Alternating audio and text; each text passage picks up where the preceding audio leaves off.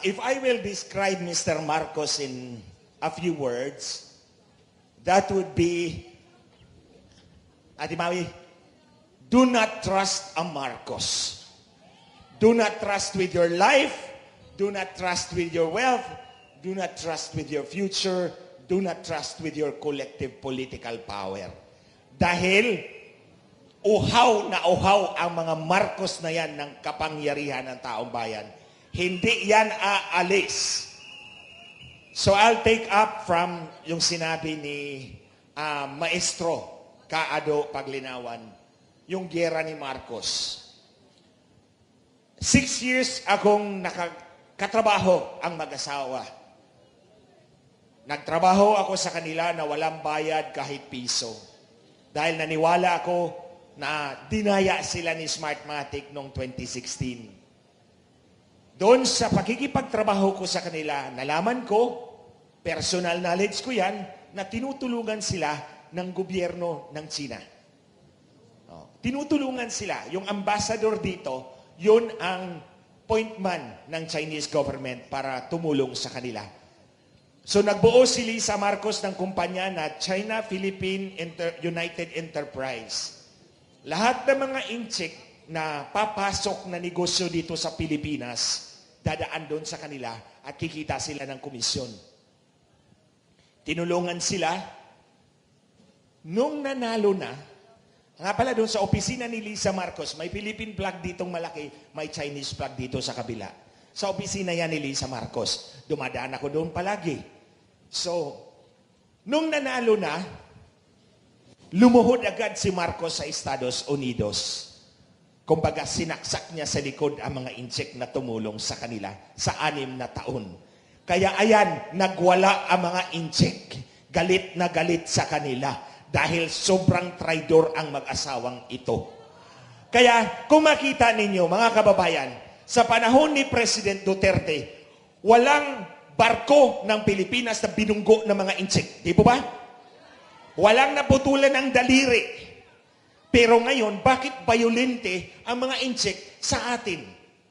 Hindi yan dahil galit sila sa Pilipino.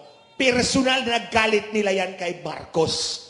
6 na taon kaming tumulong sa'yo, tapos trinaydor mo kami. That's one story of betrayal. Pangalawa, si Pastor Kiboloy at SMNI. Nung panahon ng kampanya, tinulungan nila. Ito lang yung mainstream media na tumulong sa kanila, gumastos para sa kanila. Anong ginawa nila ngayon? Trinaydor din nila si Pastor Kiboloy at ang Kingdom of Jesus Christ. Sinungaling! Sinungaling! Sinungaling! Sinungaling! Sinungaling! Sinungaling! Sinungaling! Ako ang ihimplo ng personal na pagtraidor ng mag-asawang ito. Kaya nga, ulit-ulitin ko, kung si Lisa Marcos nasa harap ko lang, sinampal na kita kaliwat kanan, back to back. Dahil sobrang kapal ng mukha mo, Lisa Marcos, kaya ang tawag ko dito, creature from hell. Kapal ng mukha! Kapal ng mukha! Kapal ng mukha! Ni Lisa Marcos. Kapal ng mukha! Kapal ng mukha! Ni Lisa Marcos. Walang konsensya itong babaeng to. Purely transactional. Ito ha. Ang isa sa kasama ko, si Hubert Guevara. Kasama ko yan sa grupo namin doon. Nagsilbi sa kanila ng 6 na taon. Alam nyo, pinakuha niya ng private jet sa Davao. Kasi si Hubert Guevara naglalaro ng football doon sa Davao. Pinakuha ni Lisa Marcos ng private jet para dalhin sa Malacanang at ipresenta kay Bongbong Marcos, ito yung Senior Deputy Executive Secretary mo. Sa mga tuwid, si Lisa Marcos ang nagdidikta kung sino ang pauupuin sa gobyerno. Hindi si Bangag Marcos. Yan ang malinaw na patunay na itong nakaupo sa Malacanang ay under the saya over and above. Alam ko, 6 na taon kong kasama yung mag-asawa na yan. Walang masasabi si Marcos pag dinikta ni Lisa Marcos. Yan ang totoo. Kaya ngayon, mga kababayan, ang nagpapatakbo ng gobyerno ay isang taong hindi ninyo hinalal. Yung Lisa Marcos na yan, hindi ninyo hinalal yan. Pero yan ang nagpapatakbo ng gobyerno o maapekto sa buhay ng bawat Pilipino. Kaya isang rason kung bakit dapat patalsikin si Marcos Jr. dahil walang silbi. Ang tawag ko nga sa kanya, flower pot ka lang dyan sa Office of the President. Manikin ka lang, Marcos Jr.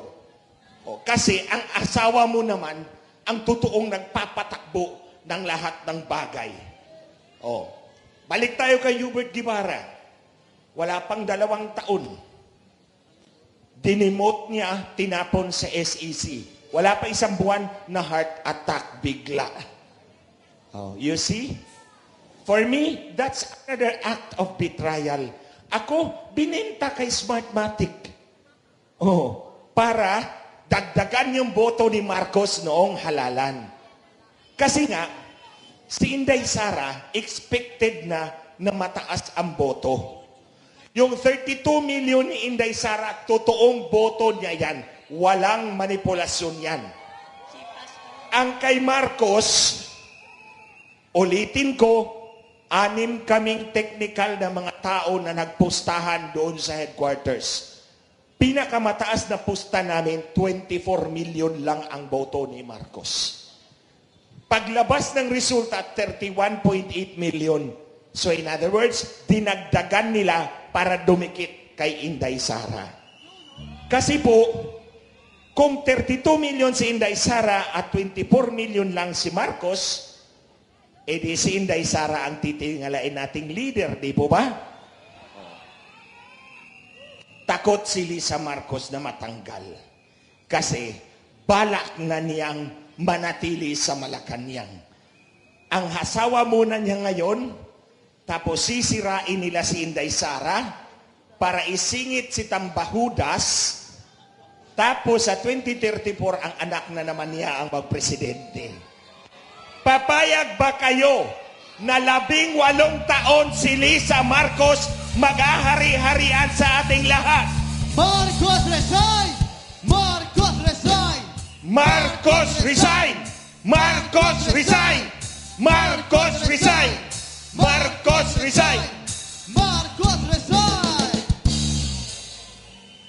So itong ating pagpupulong ngayon, itong pagtitipon natin, this is beyond Pastor Kibuloy.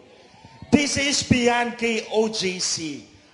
Ako nga, nagpapasalamat ako. Nakita ko yung mga kasama ko sa Region 8, Tacloban City. Andyan sila. Ang kasama, ang kaibigan ng masa. Hindi yan kay OJC. Hindi yan Pastor Kibuloy. Ordinaryong Pilipino yan na gustong lumaban para sa kinabukasan ng bawat Pilipino.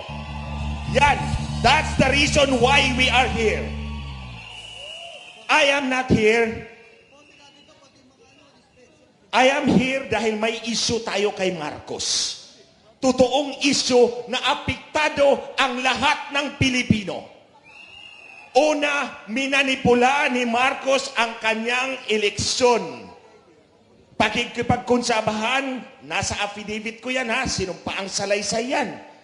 Si Roger Alejandro Piñati Martinez. Sino ito?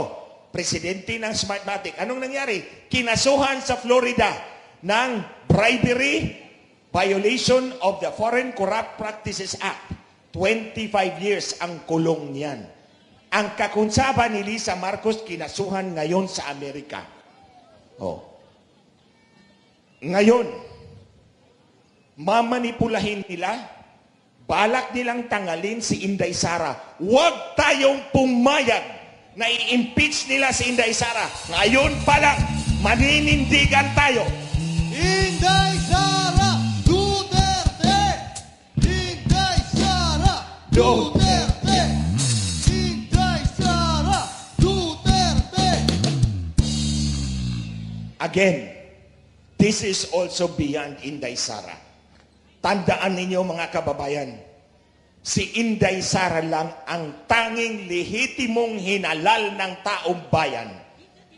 Kasi ang boto niya hindi minanipula. Hindi tulad ni Marcos na manipulado ang kanyang boto.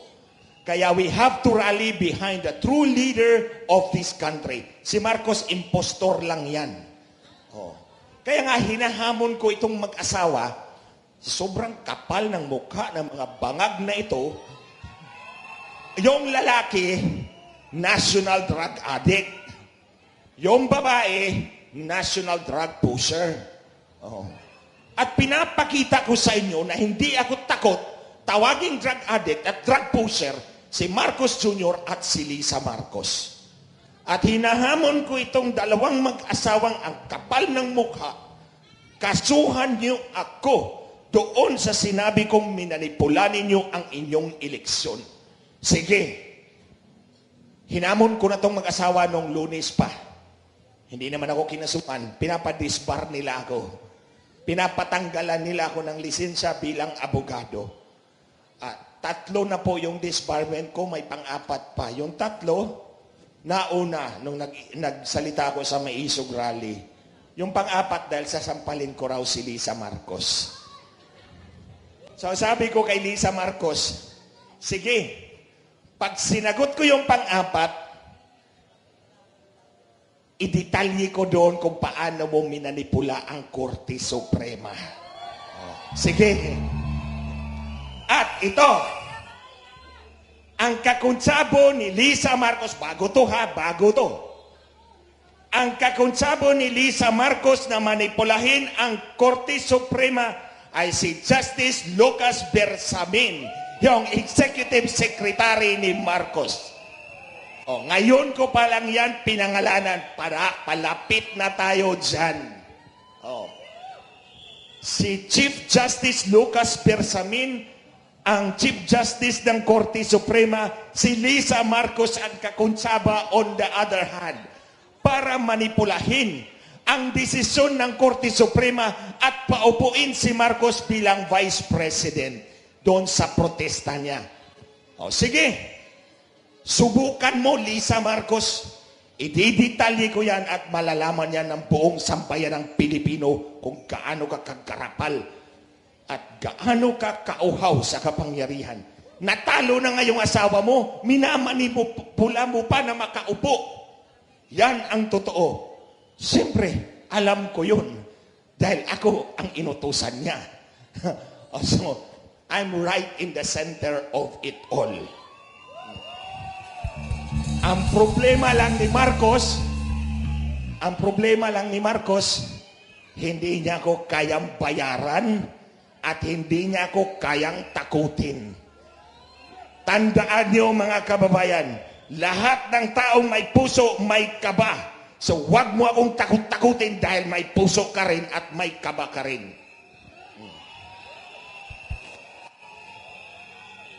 Mga kababayan, wag nating bitawan ang isyu laban kay Marcos.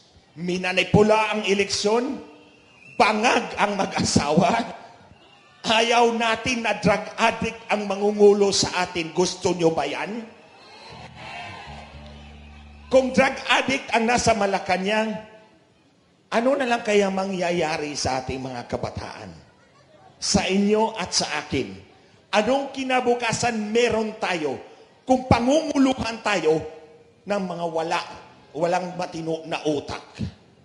At totoo nga, personally, walang matino na utak si Lisa Marcos at si Bongbong Marcos. Take it from me, kasama ko sila ng 6 na taon. Kaya mga kababayan, ito ang issue natin laban kay Marcos. Itong pagluhod-luhod niya sa Amerika, dahil natakot siya na tatanggalin siya ng mga Amerikano. Palagi niyang sinasabi sa amin dati, the Americans removed my father. That's his deep-seated insecurity. Sa pagluhod-luhod niya sa Amerikano, we provoke China. Pero may interes si Marcos. Kapag magkagulo, he will declare emergency rule, walang eleksyon, Marcos pa rin. So ganyan mga kababayan ang kalkulasyon na mga hinayupak na ito. Kaya, manindigan tayo, dalhin natin ang ating mga kababayan, mga kamag-anak dito para dumami tayo at sa tamang panahon, bawiin muli natin ang kapangyarihang minanipula. Nila. Marcos Maraming salamat po. Resign!